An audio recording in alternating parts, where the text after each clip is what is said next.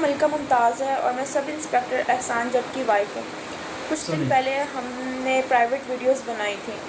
उस time drink की हुई थी उसने और मजबूरी में उसे 3 बजे मेरे साथ निकाह करना पड़ा। सिर्फ अपनी वर्दी अपने दोस्तों में शेयर किया, मुझे कत्ल तक की धमकी।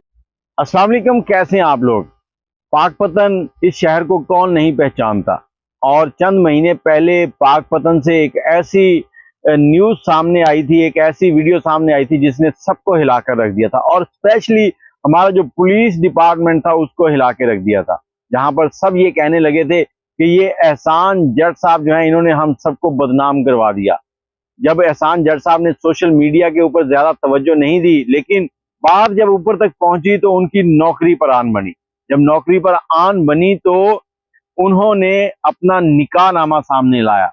निकाहनामा सिर्फ और सिर्फ एक दिन पहले का, जिस दिन वीडियो वायरल हुई है उससे एक दिन पहले का निकाहनामा बनाया गया और उसे दिखाया गया, जिससे उनकी नौकरी बच गई और उस लड़की के साथ मलाइका जो टिकटॉकर थी उनकी जो जिंदगी है वो शुरू हो गई। अब ये एक नई जिंदगी थी। सबने शुक्र किया, उन्होंने कहा चले ठीक है बच गए हैं और हमारी जो पुलिस डिपार्टमेंट की इज्जत है वो दांव पर नहीं लगी। लोगों ने बातें करनी थी, उनसे भी बचत हो गई और इस तौर पर मामला जो है वो रफा दफा हो गया, इससे बात करना बंद हो गए लोग। लेकिन अब आकर इसमें एक नया मोड़ आ गया है। एहसान जट साहब की जो बीवी थी उसने दोबारा बयान दिया है। उसने जो बयान दिया है बहुत ही ये कह लें कि अजीब सा है। कोई शख्स ऐसा कैसे कर सकता है। वो कहती है कि कुछ अरसा तो एहसान साहब जो है वो मेरे साथ ठीक रहे हैं और उसके बाद इन्होंने मेरे साथ बदसलूकी शुरू कर दी, मुझे मारना या इस तरह के मामला शुरू हो गए और इन्होंने कई बार तो मुझे अपने दोस्तों के साथ शेयर किया। इस टॉर्चर की वजह सिर्फ ये थी कि ये चाहते थे कि मैं इनसे खुला ले लूं, मैं इनसे तलाक ले लूं, ये मुझे तलाक ना दें।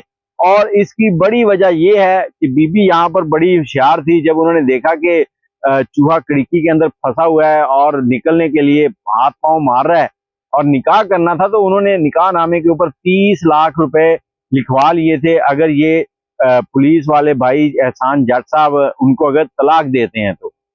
अब उन्होंने कहा कि ये मुझे टॉर्चर कर रहे हैं कि मैं इनसे खुला ले लूं ताकि इनको 30 लाख जो है वो ना देने पड़े।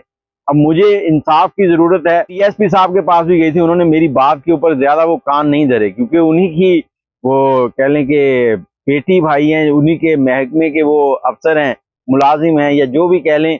लेकिन यहाँ पर मैं सिर्फ ये कहना चाहूंगा कि अब अगर हो सकता है कि सोशल मीडिया की वजह से इस औरत को कुछ वो मिल जाए, संपत्ति और हमदर्दी मिल जाए, लेकिन बात वही आ जाती है, बुरे काम का बुरा नतीजा।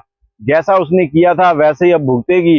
वो वीडियो हो सकता है निकाह बाद में किया हो गया हो, वीडियो पहले की हो, क्योंकि उस बयान के अंदर उसने यही बताया कि ये एहसान साहब जो है उस वक्त नशे में थे, शराब के नशे में थे और ये वीडियो उन्होंने खुद वायरल कर ली थी।